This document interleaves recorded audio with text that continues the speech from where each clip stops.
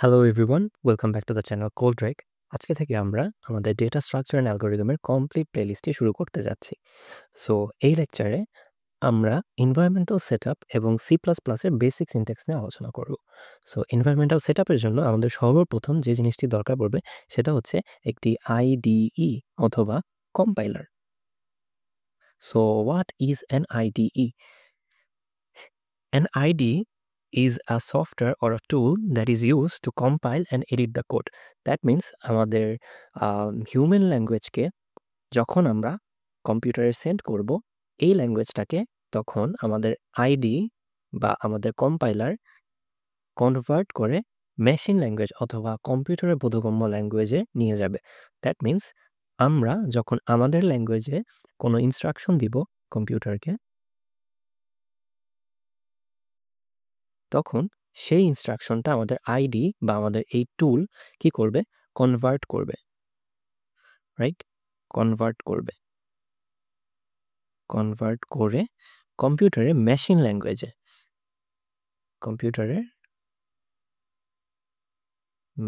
ল্যাঙ্গুয়েজে কনভার্ট করে কম্পিউটারে প্রেরণ করবে। তো ইন দ্যাট কেস আমরা যদি এখানে আমাদের বোধগম্য ভাষা লেটস সে ইংলিশে কোনো একটা ইনস্ট্রাকশন প্রোভাইড করি, সো তখন আইডি যেটা করবে সেই ল্যাঙ্গুয়েজটাকে প্রথমে আইডি কালেক্ট করবে, দেন আইডি সেটাকে মেশিন ল্যাঙ্গুয়েজে কনভার্ট করে আমাদের প্রসেসরের মধ্যে প্রেরণ করবে। দেন কম্পিউটার ওই ইনস্ট্রাকশনটাকে রিসিভ করে সেটাকে কম্পিউট করে আবার আমাদের কাছে প্রেরণ করবে। তো that is an IDE. So C plus plus execute করার জন্য আমরা অনেক ধরনের আইডি ইউজ করতে পারি। সবচেয়ে পপুলার আইডি বা টেক্সট এডিটর হচ্ছে ভিএস কোড। এটা একটি ওপেন সোর্স সফটওয়্যার। তাছাড়া রয়েছে কোড ব্লকস এবং আমার পার্সোনাল ফেভারিট হচ্ছে সি লায়ন। যদিও সি লায়নটা ফ্রি না, এটা একটা পেইড সফটওয়্যার, বাট যদি আপনারা ফ্রি অল্টারনেটিভ দেখতে চান তাহলে আমার কাছে মনে হয় ভিএস কোড এবং কোড ব্লকসই বেস্ট। সো আমরা এখানে ভিএস কোডের ইনস্টলেশন প্রসেসটা দেখাচ্ছি। ভিএস কোডের জন্য প্রথমে আমরা আমাদের ওয়েব ব্রাউজারে যাব, দেন এখানে গিয়ে যে সার্চ করব ডাউনলোড ভিএস কোড। প্রথম যে লিঙ্কটা পাবো ডাউনলোড ভিজুয়াল স্টুডিও কোড, এখানে ক্লিক করব। ক্লিক করে দেন আমাদের অপারেটিং সিস্টেম অনুযায়ী জাস্ট ডাউনলোড করে দেবো। উইন্ডোজ হলে উইন্ডোজ অ্যান্ড ম্যাক হলে Mac. Simple as that. Similarly যদি আমরা কোড ব্লকস ডাউনলোড করতে চাই তাহলে just same process, download Code Blocks. Then এখানে প্রথম যে লিঙ্কটা আসবে কোড ব্লকস, এখান থেকে আমরা আমাদের ডিজায়ার্ড ভার্সনটা ডাউনলোড করে নিতে পারবো। Okay, fine. এটা গেল আমাদের set up process. So after set upping the IDE আমরা চলে যাব আমাদের আইডিইতে। লেটস সে আমি এখানে সি লায়ন ব্যবহার করছি। এ হচ্ছে আমাদের আইডিই। এখানে আমরা আমাদের আইডিইতে আমাদের প্রথম ফাইলটা ক্রিয়েট করছি, C plus plus source file. ফাইলের একটা নাম দিলাম সে tutorial.cpp। এখানে একটা বোঝার বিষয় হচ্ছে যে যদি আমরা সি প্লাস প্লাসে কোড করতে চাই তাহলে অবশ্যই আমাদেরকে এক্সটেনশন হিসেবে ফাইল নামের পরে .cpp ইউজ করতে হবে। Okay, click okay and let's start.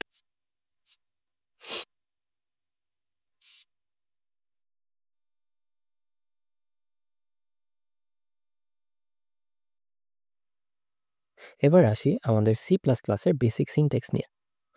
C plus প্লাসের বেসিক সিনট্যাক্স জানতে হলে আমাদেরকে সি প্লাস প্লাসের স্কেলিটন সম্পর্কে আইডিয়া রাখতে হবে। So what is a skeleton?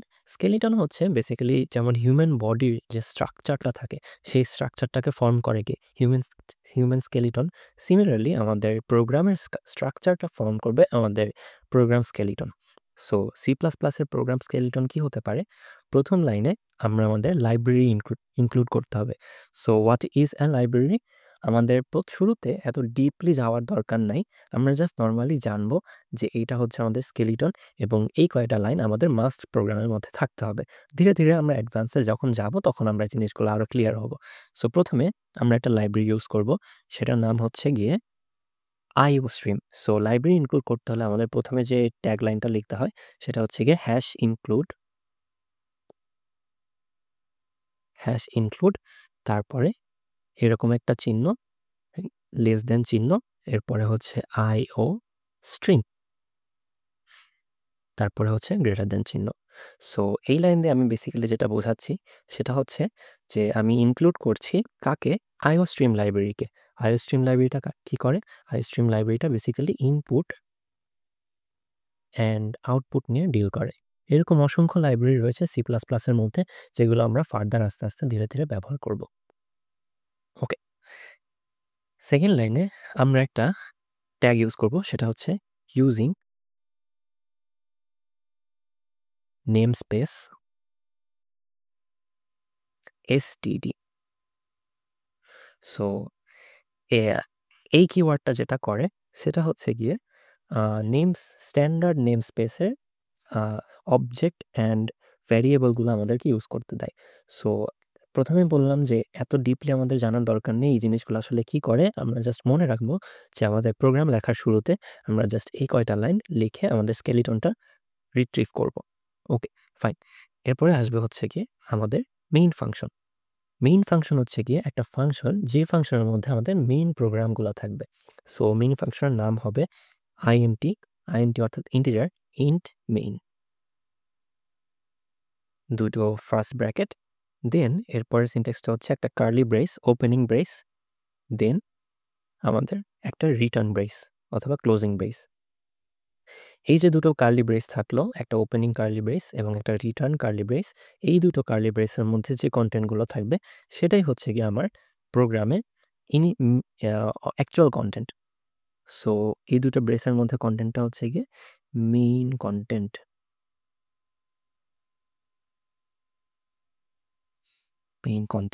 Okay, fine. Then programme শেষ হওয়ার আগে আমাদেরকে আরেকটা স্টেটমেন্ট লিখতে হয়, সেটা হচ্ছে গিয়ে রিটার্ন 0। সো এই স্টেটমেন্টটা কি করে? এই স্টেটমেন্টটা বেসিক্যালি বোঝায় যে আমাদের প্রোগ্রামটা শেষ হয়েছে এই লাইনে। দ্যাট মিনস তুমি এখন রিটার্ন করতে পারো, তুমি এখন প্রোগ্রামটা শেষ করতে পারো। This means ending of the program. So এটার কাজ কি? ইন্ট মেইন হচ্ছে গিয়ে main function, main function. Okay, fine. So এইটা হচ্ছে গিয়ে আমাদের সি প্লাস প্লাসে বেসিক স্কেলিটন অথবা স্ট্রাকচার। সো আমি এটাকে মার্ক করে দিই, skeleton slash syntax of C plus plus. Okay, fine. So আমাদের স্কেলিটন লেখা শেষ। এবার আমরা আমাদের স্কেলিটনটা আমাদের আইডির মধ্যে টেস্ট করব। Okay, let's get back to our IDE. আমরা যে স্কেলিটনটা একটু আগে লিখলাম সেটা যদি এখানে লিখতে চাই তাহলে প্রথমে কি করতে হবে? লাইব্রেরি ইনক্লুড করতে হবে, #include IOStream। নেক্সট লাইনে কি?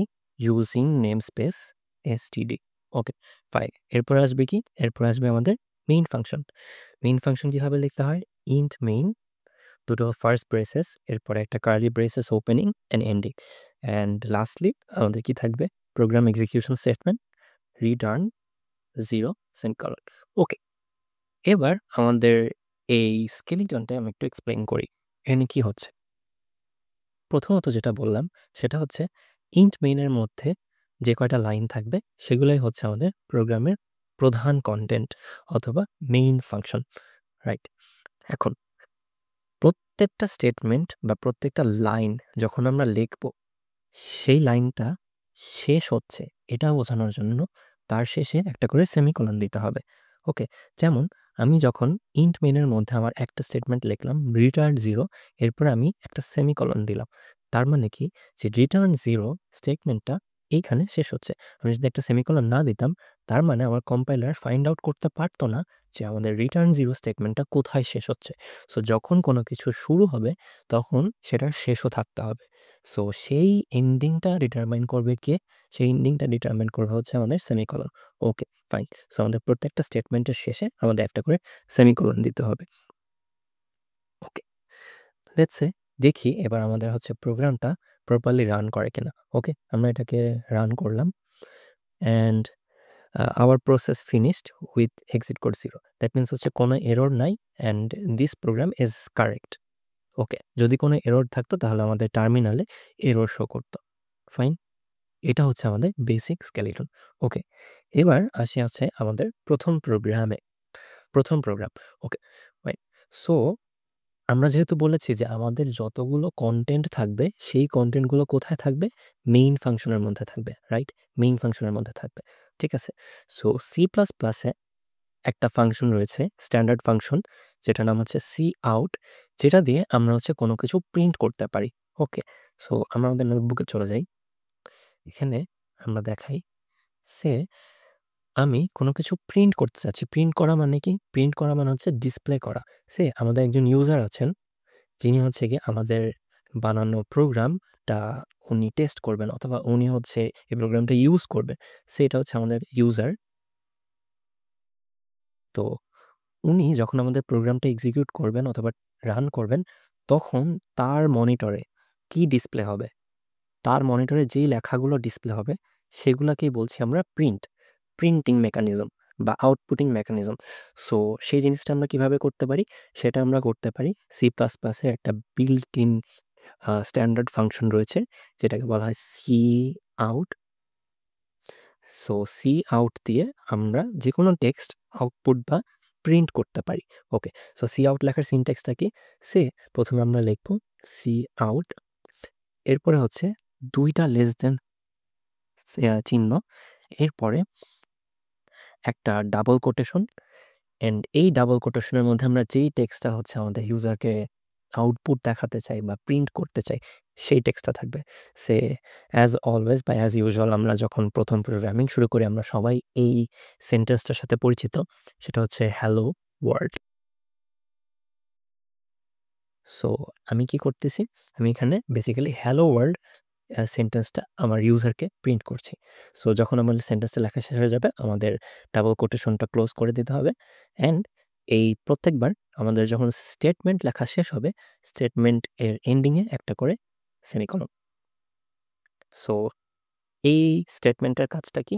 এই স্টেটমেন্টের কাজটা হচ্ছে হ্যালো ওয়ার্ল্ড প্রিন্ট করা, আমাদের ইউজারকে হ্যালো ওয়ার্ল্ড প্রিন্ট করা।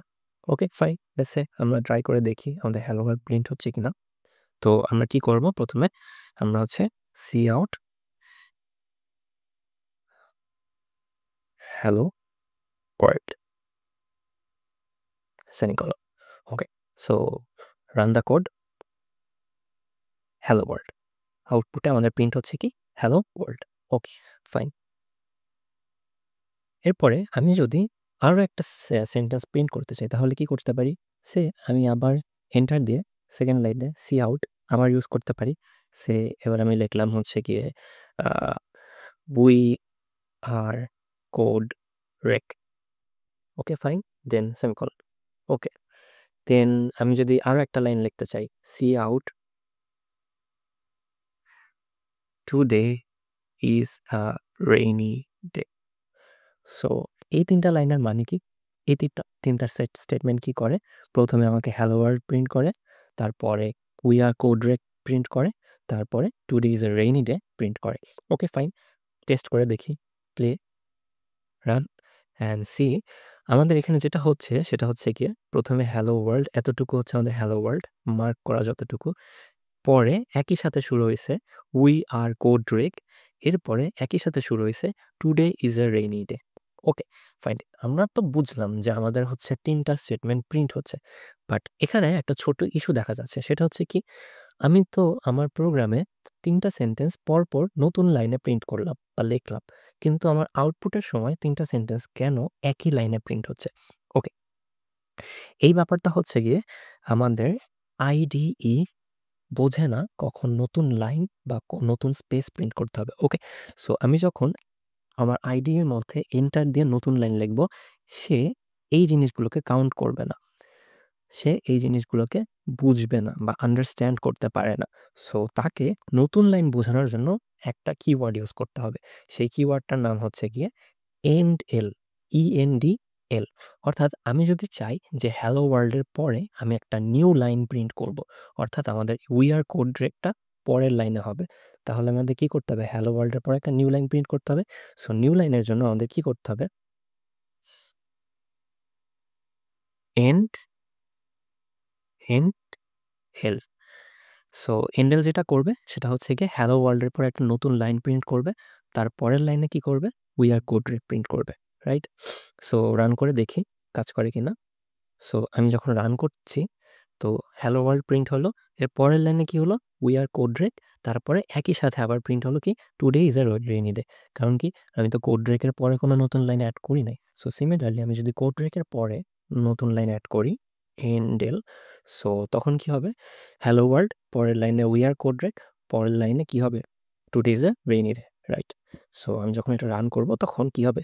আমাদের ৩ টা স্টেটমেন্ট ৩ টা ভিন্ন, ভিন্ন লাইনে প্রিন্ট হচ্ছে। এইটাকে বলা হয় new line printing. Okay, fine. New line printing. So cout দিয়ে আমরা যে জাস্ট কোনো টেক্সটই প্রিন্ট করতে পারবো এমন কোনো কথা নেই। সিআউট দিয়ে আমরা যেকোনো নাম্বার অথবা অন্য যেকোনো কিছু প্রিন্ট করতে পারি। ফর এক্সাম্পল সিআউট দিয়ে যদি আমরা কোনো নাম্বার প্রিন্ট করতে চাই তখন কি করব? Same, today is a rainy day, পরের লাইনে হ্যান্ডেল, পরের লাইনে আমি যদি সিআউট লেস দেন সাইন, দেন আমি যদি একটা নাম্বার টাইপ করি, সে 50, সেমিকলন নেই, তখন কি হবে? এই পরের লাইনে আমার 50 প্রিন্ট হবে।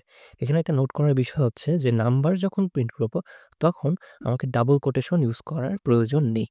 ওকে, ফাইন। সো এইটাকে বলা হয় স্ট্রিং প্রিন্টিং অ্যান্ড এইটাকে বলা হয় ইন্টিজার প্রিন্টিং, যেগুলো আমরা সামনে যখন স্ট্রিং নিয়ে পড়াশোনা করব বা ইন্টিজার নিয়ে পড়াশোনা করব তখন আরও ডিটেইলসে জানতে পারবো। সো ফর নাও আপাতত এইটুকু জেনে রাখো তোমরা, সেটা হচ্ছে যে যখন আমরা কোনো নাম্বার প্রিন্ট করব তখন আমাকে ডাবল কোটেশন ব্যবহার না করলেও চলবে। ওকে, ফাইন। সো যখন আমরা এটা রান করব তখন কি হবে? প্রথম লাইনে হ্যালো ওয়ার্ল্ড, পরের লাইনে code rake, today is a rainy day and last লাইনে 50। সিমিলারলি আমি যে কোনো নাম্বার প্রিন্ট করতে পারি। ধর আমি যদি একটা দশমিক নাম্বার প্রিন্ট করতে চাই, সিআউট 2.5। ওকে, ফাইন। সো এটাও প্রিন্ট করতে পারবো। ওকে, একটা ভালো প্র্যাকটিস হচ্ছে প্রত্যেকটা সিআউট স্টেটমেন্টের পরে এন্ডেল দেওয়া। তাহলে কি হবে? আমাদের সৌন্দর্যটা বজায় থাকবে। সো এন্ডেল, এটার পরে এন্ডেল। ওকে, সো এটা আমি রান করি। কি হচ্ছে? Today is a rainy day, 50, 2.5। Okay, fine, perfectly run হচ্ছে। সো আমি কি শুধু নাম্বার, শুধু টেক্সট এগুলাই প্রিন্ট করতে পারবো? না, আমি যেকোনো ম্যাথমেটিক্যাল অপারেশন, যেকোনো ক্যারেক্টার, যেকোনো সামেশন, মাল্টিপ্লিকেশন, সাবট্রাকশন, এনিথিং আমি প্রিন্ট করতে পারবো। সে আমি যদি পরের লাইনে সিআউট প্রিন্ট করতে চাই, 2 + 3 কত হবে? সো আমি জাস্ট কি করব? নরমালি 2 + 3 লিখে দেব। ওকে, এন্টার। সো 2 + 3 কত হবে? সেটা আর আমাকে এখানে করতে হবে না। আমার প্রসেসর কি করবে? আমার জন্য এটা কম্পিউট করে আমাকে আউটপুট করবে। সো 2 + 3 হচ্ছে কত? 5। তার মানে কি লাস্ট লাইন আমাদের কত প্রিন্ট হওয়া উচিত? 5, এক্সাক্টলি।